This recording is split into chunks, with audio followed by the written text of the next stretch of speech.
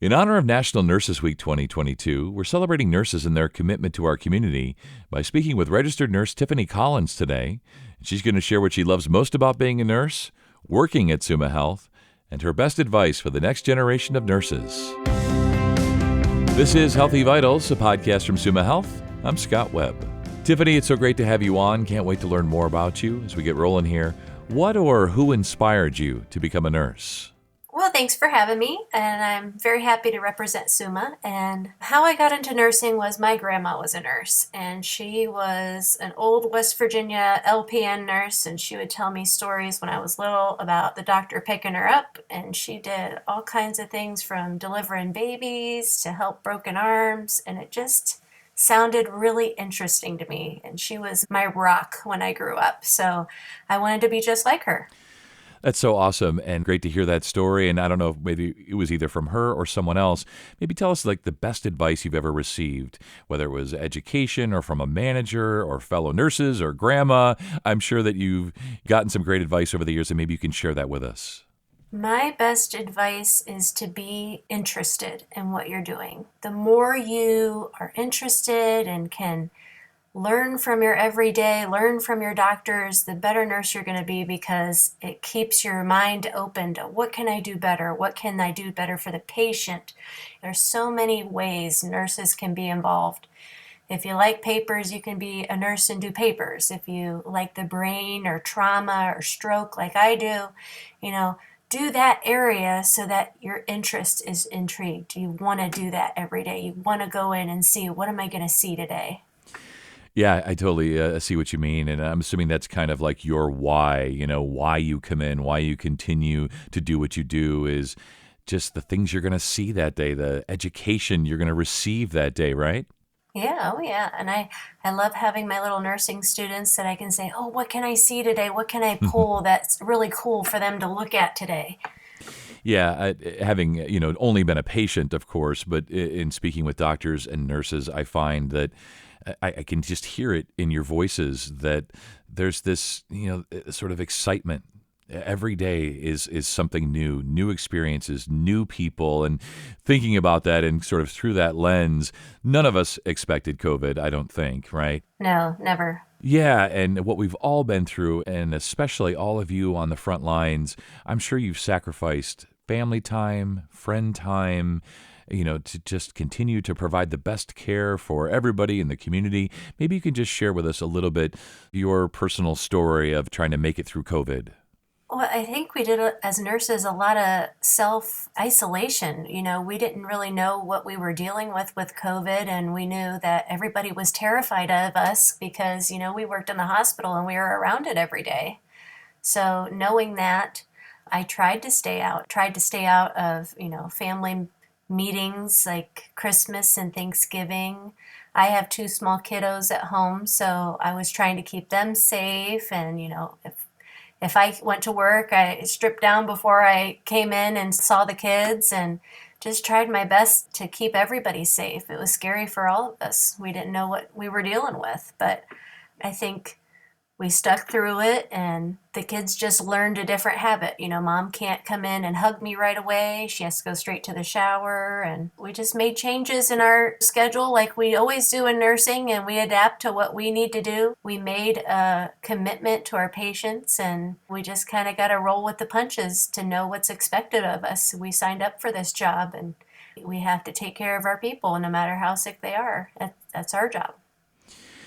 Yeah, and you do it so well. And it's sort of one of the strangest ironies, I'm sure, is that for most of your life and your career as a nurse, right, people like they thought of you and the doctors and everybody at hospitals and offices as sort of like the safe place, the safe space. Now all of a sudden it's like, oh, wait, you've been around other people. You've been around the sick people. I don't want to, be near you. And I'm sure it was so difficult for your kids. They're like, wait, why can't we hug mom? Why does mom have to shower before she can hug us? Right. I mean, I'm sure, and you probably as a team, as your units, because I'm sure many of the people you work with are also your friends. I'm sure you maybe had some things that you shared, some tips, ways that you just sort of learned to cope with all of this. We do a lot of group talking. What are we frustrated with the day? We had a lot of patients that they weren't doing well and we didn't have a lot of ICU room. So we saw patients kind of at their worst and families couldn't come in to see their family members at their worst and at them passing. And it was hard. We had to talk a lot together and say, man, I had an awful day. And so hard to deal with, and not your average bear sees that every day. They don't understand that, what, the hospital doesn't have enough room for everybody in the ICU, or we don't have all the masks or oxygen that we need, and it was a lot to see. But we talked to everybody together and had like our little team meetings in the morning about what went well, what went bad, what we need to work on. They helped us connect with the patients and their families so that we could have them present so that they could have those connections, so they were a little bit more at ease for us too. Patients' families get upset they can't be in the hospital, and then they get frustrated with us because they can't be with their family member, and we're all stressed. Absolutely. I know that there's this feeling that we're completely out of it, and I don't know that we are, and that would be a separate podcast, but it does feel a little bit like we're getting a little closer back to normal. And is that your sense around the hospital? Do you feel like things are just kind of a little bit more normal than they were over the last 2.5, 3 years? It's getting better. We don't have to wear the goggles on our face. We have just the regular surgical masks now, so I don't think most of us are wearing our N95s anymore, which is a little bit more comfortable for us as nurses. But I think we understand the horse a little bit better and that we know what to expect, and we are a little bit more relaxed because the strand that's going around isn't as detrimental as the first one. We have that herd immunity a little bit. So I think that we're getting used to, and we know how to treat. We're good at putting on our gowns, getting off our gowns. There's not as much anxiety in treating these patients with us now because we've done it so long that we're ready. We're just having it. Absolutely. And I want to ask you about some of the programs you participate in at SUMA, things that you enjoy that you'd recommend to others. Maybe you can share them with us. We do a lot of the American Heart Walks. I want to say 2 years ago, right before COVID, we had a huge turnout for the Heart Walk. We did right there at Akron Stadium. It was great. We had a huge picture of all of us, and it was just nice as a community at our hospital to show support. I'd love to see the turnout of everybody going there. I do a lot of things with Children's NICU that I am involved with, and we did the NICU walks for that. My department in particular does a stroke walk, or a stroke collection that we make for stroke patients that we collect every year. We make t-shirts to show community and rally up the sports and try to get the troops all excited about our walks. Yeah. So we try to do a lot of stuff for fundraising for our community. Well, it sounds like you do a lot of walks. So it certainly is a lot of these programs, things that you participate in, definitely keep you in good shape, right? Oh, yes. Especially walking on the floor. Yeah, absolutely. And we could do another podcast about the type of shoe wear and how you just, how many pairs of shoes you go through in a year. I want to ask you as well, I know from hosting these that SUMA is so very much community oriented. Absolutely. Very good at reaching out to the community and really trying to bring the medicine to the people, and whether it was vaccines or whatever it might be. But from you, someone who's there, who works for SUMA, what really sets it apart from other healthcare facilities? Availability. You see a lot of the advertisements now for SUMA, the commercials. There's 24-hour nurse lines that you can call. We have emergency rooms opening in different areas.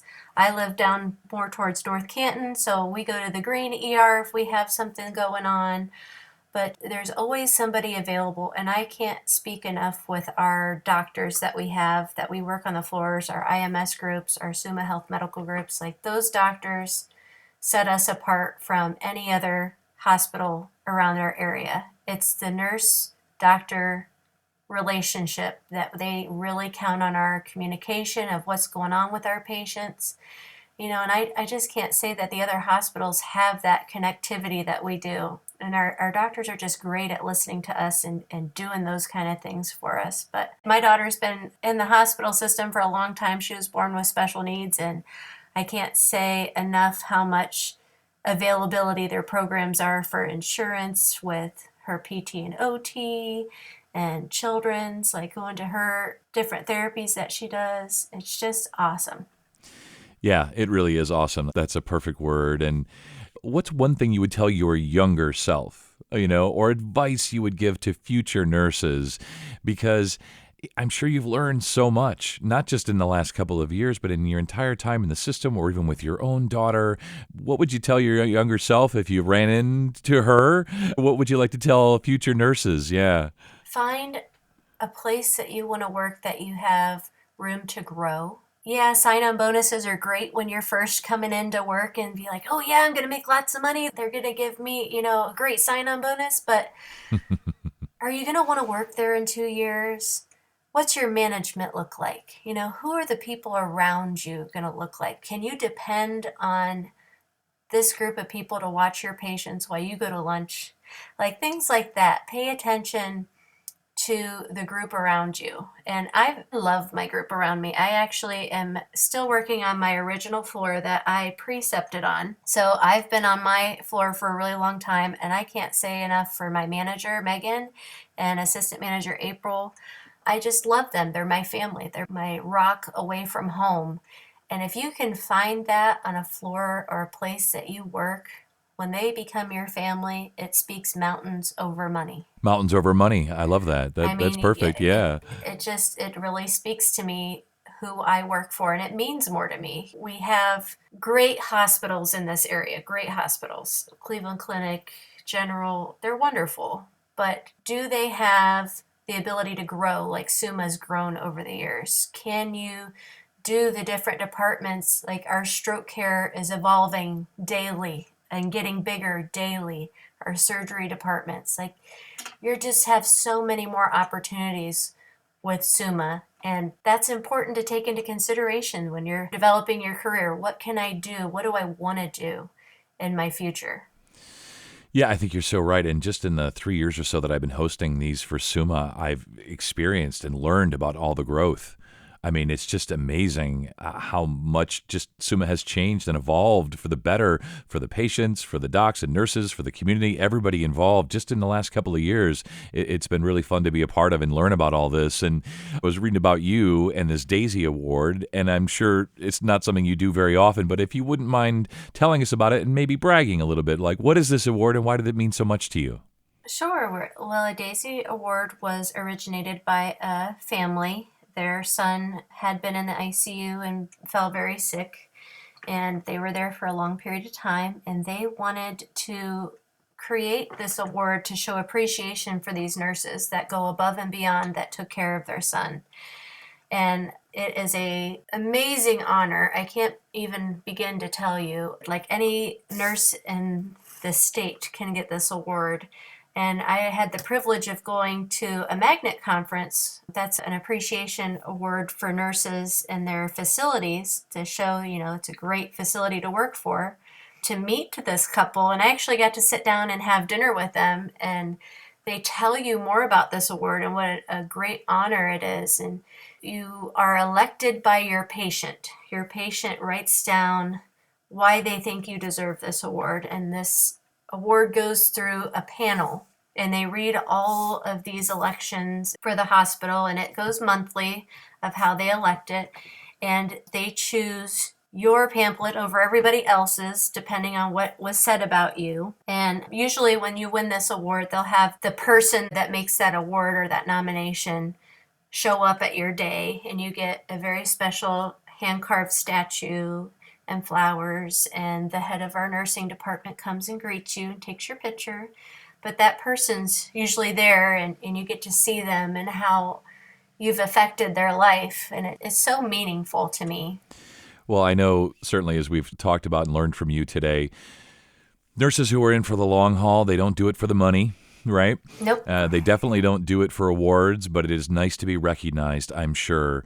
Seeing, smiles on faces, people going home, receiving recognition for your hard work and your dedication. It's just really been so fun to learn about you today and hear your advice for future nurses and so on. Tiffany, as we wrap up here, what's been one of your most rewarding moments as a Summa nurse?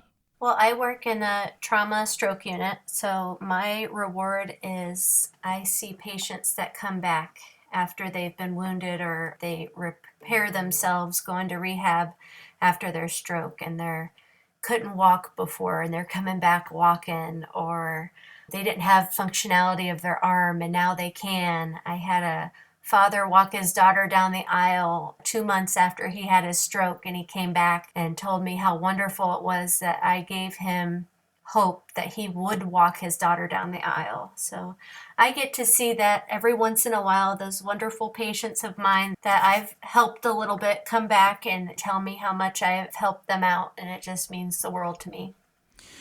Well, this has been the best part of my day, Tiffany. Speaking with you, you've brought a smile to my face. So great to learn about you and hear some of your highlights in your time at Summa. Thanks so much. You stay well. Thank you. You as well. National Nurses Week 2022 runs through May 12th. Celebrate with us by visiting summahealth.org/nursesweek. If nursing sounds like a career that interests you, explore our available positions by visiting summahealth.org/careers. And if you found this podcast to be helpful and informative, please share it on your social channels. And be sure to check out the full podcast library for additional topics of interest. This is Healthy Vitals, a podcast from Summa Health. I'm Scott Webb. Stay well, and we'll talk again next time.